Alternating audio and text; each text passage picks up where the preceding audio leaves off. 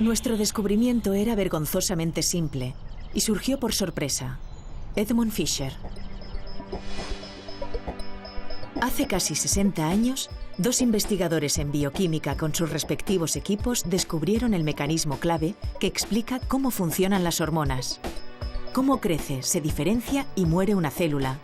Cómo se extiende el cáncer y muchas otras funciones vitales. 50 años más tarde, obtuvieron el Premio Nobel de Fisiología por su hallazgo. Hoy en Redes contamos con Edmund Fischer, uno de los dos premiados, que nos cuenta los detalles de un proceso que brilla por su simplicidad y por su omnipresencia en el mundo vivo.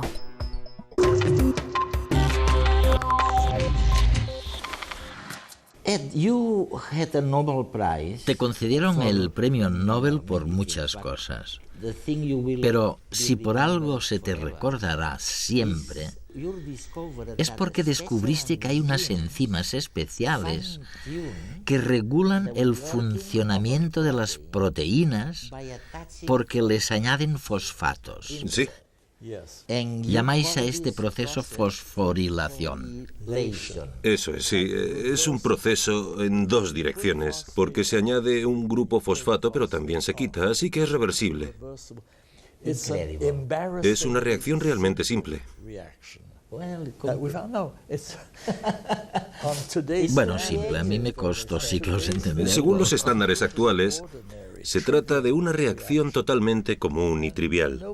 Nadie le habría prestado demasiada atención si no fuera porque resultó ser crucial para la regulación de los procesos celulares. Es esencial. Así que ahora sabemos que si este proceso no funciona bien, algo malo sucederá. Muchas cosas malas pasarán o pueden pasar si no funciona, sin duda. ¿Por qué no le explicas a nuestros telespectadores en qué consiste? De acuerdo. Mira, el proceso es muy simple.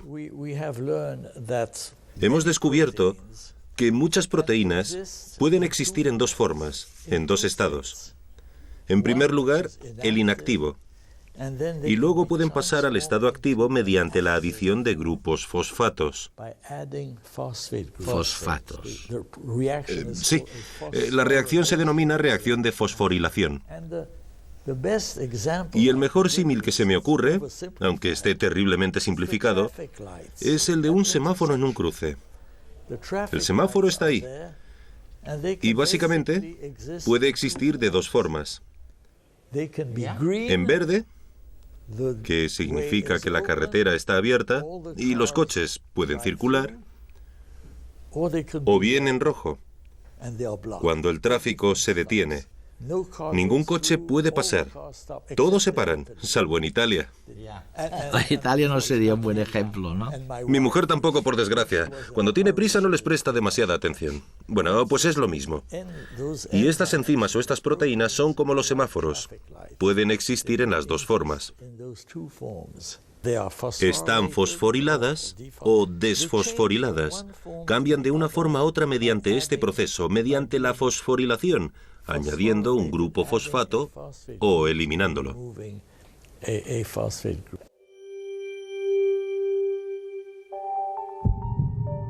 La contracción del corazón, la de nuestros músculos, la forma de las células, la liberación de hormonas, de neurotransmisores y muchos otros procesos importantes son regulados por medio de la fosforilación.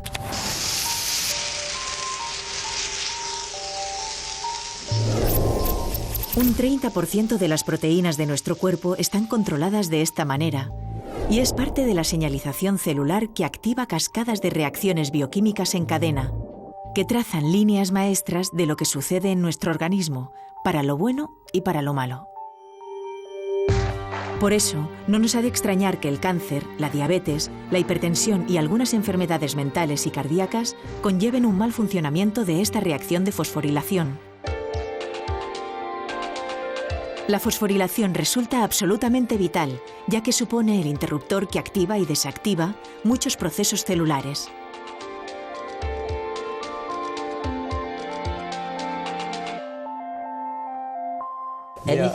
¿Tiene algo que ver con lo que llamáis quinasas? Ya. Tendré que volver al principio. Las enzimas que ponen fosfato generan una reacción enzimática. Las enzimas son proteínas que catalizan, facilitan enormemente una reacción. No la crean, solamente hacen que sea mucho más fácil que tenga lugar. Pueden acelerar su velocidad 1000 veces o 1.000.000 de veces. Las enzimas que ponen fosfato se llaman quinasas. Las que quitan fosfato se llaman fosfatasas.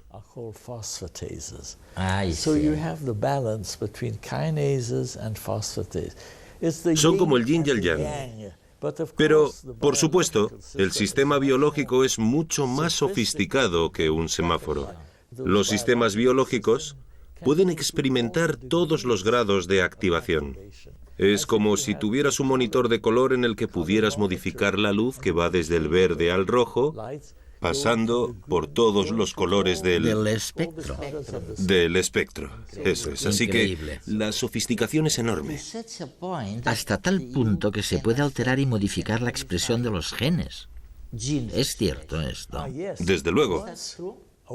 Una vez se desencadena esa reacción, se inicia lo que denominamos señalización celular o transducción de señal. En realidad, la transducción de señal controla todo lo que sucede en la célula. La mejor manera de entenderlo, si quieres que te dé un ejemplo, a ver, el mejor que se me ocurre, bueno, nuevamente será rudimentario. Es imaginar la célula como un televisor, ¿de acuerdo? La célula es un televisor, hay que conectarlo en un punto. Aquí es donde generamos ATP, para que funcione. El televisor funciona con electricidad, pero nuestras células funcionan con ATP, que es nuestro combustible. En segundo lugar, dentro del televisor tenemos varios centenares de elementos. Resistores, transistores, etc. Estos elementos se activan por señales que proceden del exterior, de la antena, del satélite, del DVD. Y en un televisor se captan las señales electromagnéticas mediante dos receptores que tenemos en la parte trasera. Detrás del televisor hay dos receptores a los que se conecta el satélite, la antena. Lo que viene de fuera. Y entonces, estas señales electromagnéticas, las que recibe el televisor, activan estos elementos y dan lugar a la imagen que se ve en la pantalla. Esto es lo que denominamos señalización celular. Lo que en un televisor sería captar una señal externa, convertirla mediante estos varios centenares de elementos para finalmente lograr una respuesta en pantalla. Y con estos pocos centenares de elementos se pueden generar, qué sé yo, tal vez unos cuantos millones de posibilidades. Distintas. Sí, esto nos permite tener variaciones de color, de sonido, de brillo, de imagen, de enfoque, etc. Y en esto consiste la señalización celular. Con la única diferencia de que en el televisor cuentas con unos pocos centenares de receptores, mientras que en una célula biológica hay más de 1.000.000. Por tanto, las interacciones son del orden, qué sé yo, tal vez de 10 a la 30ª potencia, 10 elevado a 30. Un 10 con 30 ceros es lo que permite que el organismo biológico crezca, se diferencie e incluso pueda dividirse en otras células, protegerse frente a la adversidad.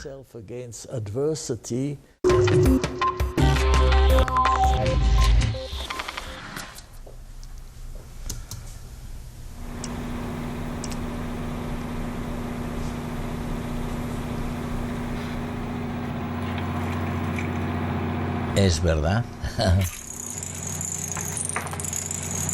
Que todo tiene un comienzo y que este comienzo provoca una serie de consecuencias que consiguen una finalidad.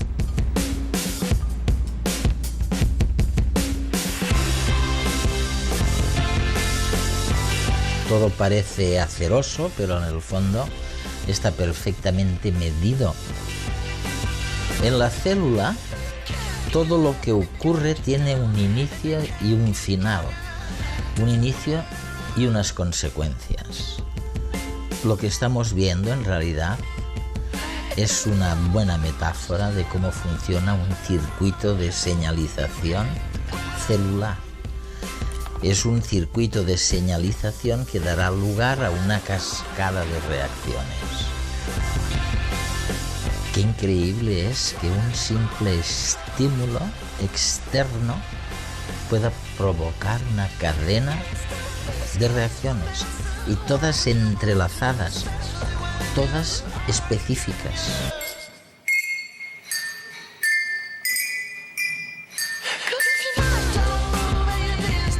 Eso sí, es necesario que exista una pieza determinada para que esté en su sitio, para que tenga una densidad determinada, una forma específica. Tiene que estar allí, y si no, se interrumpe el proceso. Nada es improvisado o al azar. Y sin embargo es bello en este despliegue de efectos y de acciones.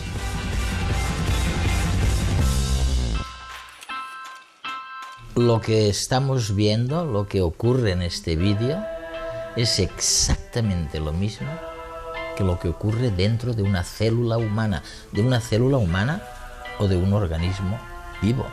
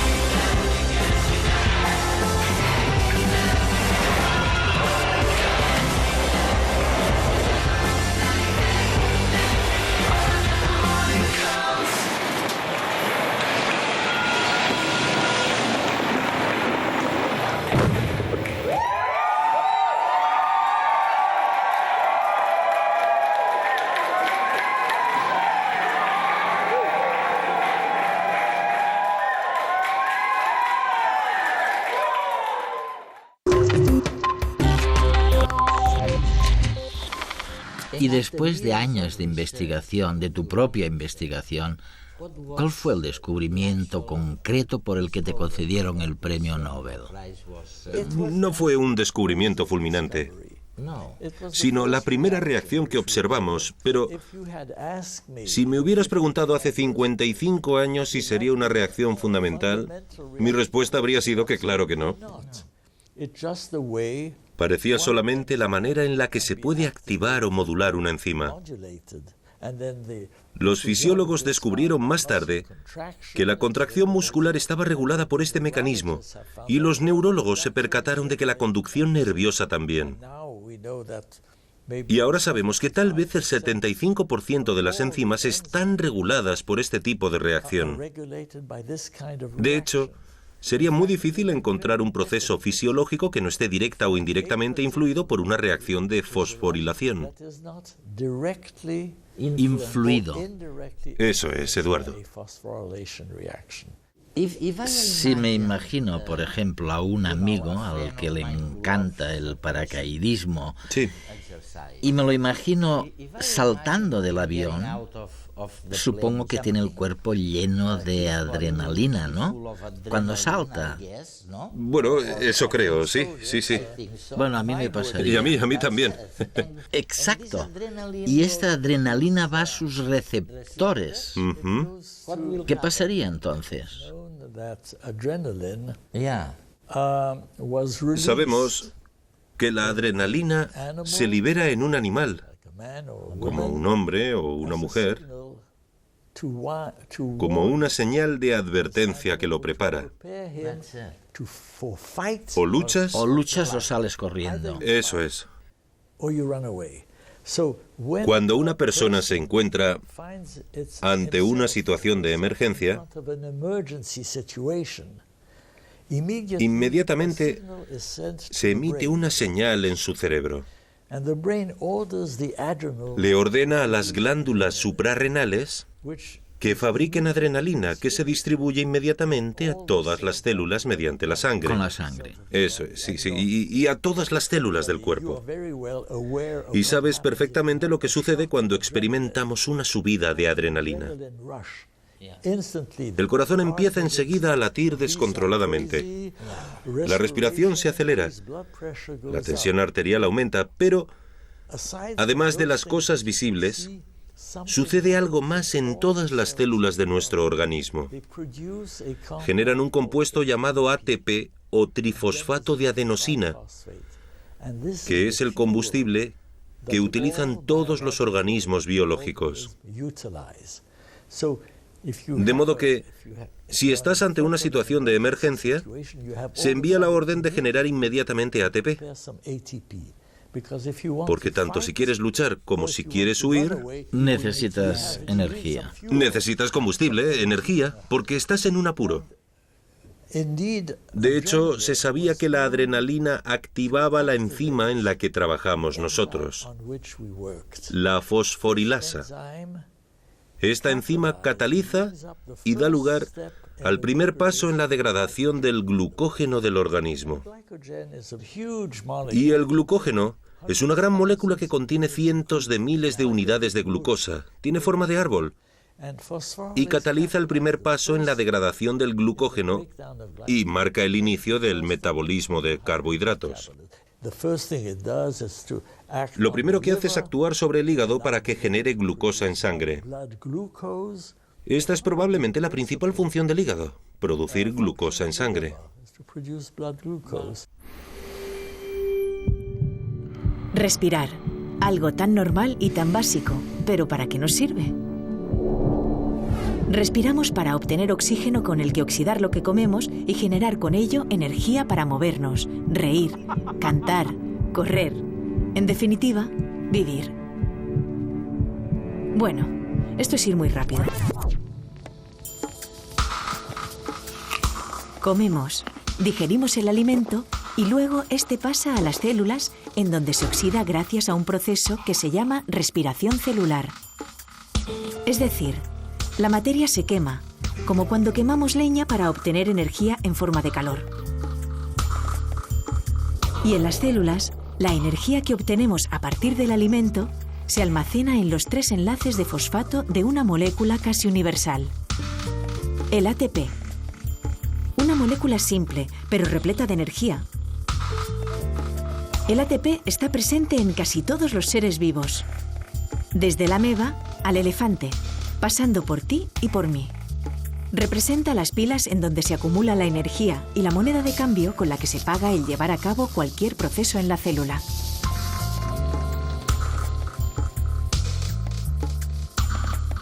Indispensable en los organismos vivos, el ATP constantemente crea y destruye sus enlaces fosfato en un ciclo sin fin mientras estamos vivos.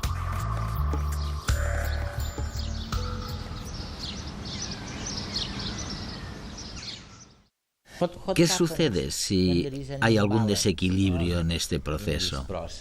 La mayoría de las veces, casi el 100% de las veces, pasan cosas malas. Cosas malas. Sí, sí. Muchas enfermedades. Dame un ejemplo. Bueno, enfermedades como la diabetes o enfermedades bacterianas como el cólera, la lepra o Yersinia pestis, el bacilo que produce la peste bubónica. La peste bubónica se debe, de hecho, a que un agente infeccioso llamado Yersinia pestis le inyecta a la célula huésped, una fosfatasa, un tipo concreto de fosfatasa. En cuanto esta fosfatasa llega a la célula, empieza un proceso de desfosforilación que provoca un cúmulo de desfosforilaciones que aniquilan completamente el sistema inmunitario de la célula. La célula no puede luchar ni protegerse contra el organismo, y todo se debe a una única enzima, un tipo especial de fosfatasa inyectada a la célula. Pero puesto que lo sabéis, es decir, como todo esto parece tan importante y preciso, ¿podéis hacer algo sobre la diabetes, por ejemplo? Los laboratorios farmacéuticos trabajan como locos con estos problemas. El tema de las quinasas y las fosfatasas es probablemente uno de los objetivos principales de las empresas farmacéuticas y bioquímicas,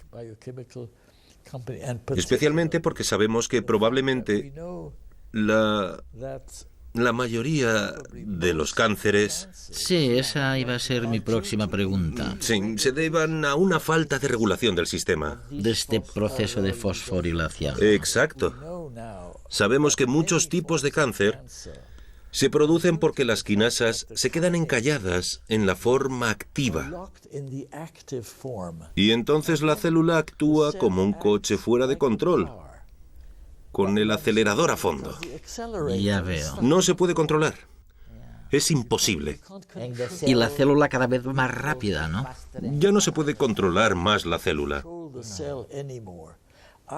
bien el acelerador se queda puesto, o bien los frenos no funcionan, lo que llamamos supresores tumorales. Supresores tumorales. Si los supresores tumorales no funcionan, nuevamente el coche queda fuera de control. Fuera de control.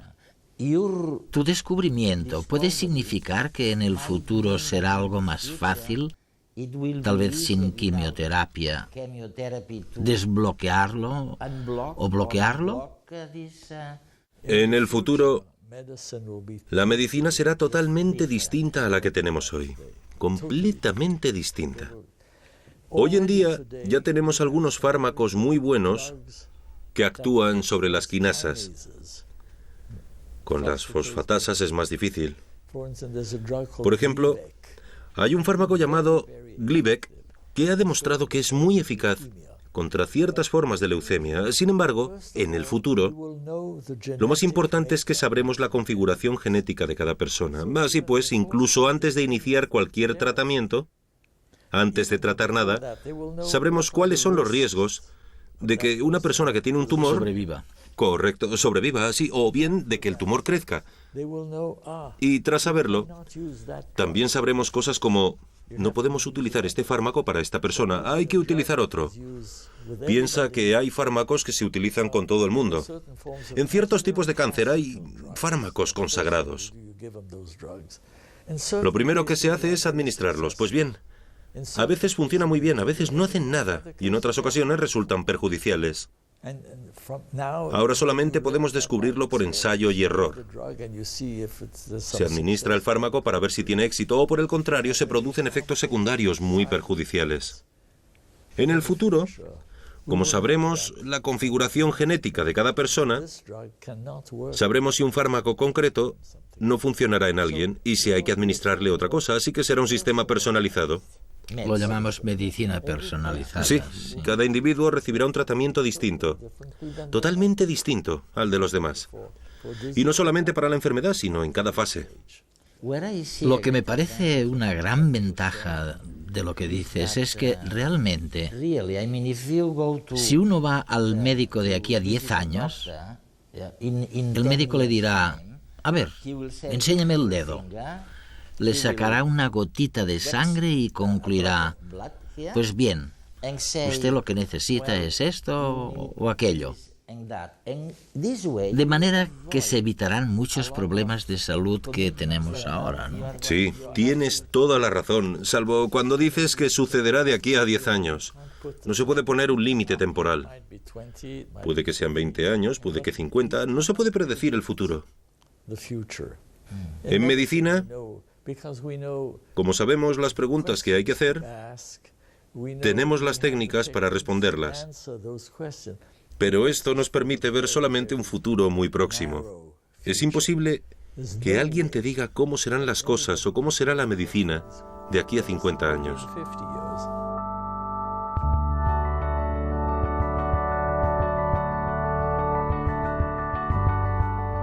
Como hemos podido ver en este programa de redes, ha sido gracias al premio Nobel Edmund Fischer que hemos descubierto esta palabra tan rara que llaman fosforilación, es decir, estos fosfatos que se pegan a una proteína para que puedan desempeñar todas las tareas necesarias para sobrevivir. Además de todo esto, resulta que si el sistema deja de funcionar bien, si el proceso de fosforilación no funciona del todo, vienen las enfermedades más serias que uno puede imaginarse. Si la fosforilación falla, el 99,99% de las veces se desencadena una enfermedad. Edmund Fischer.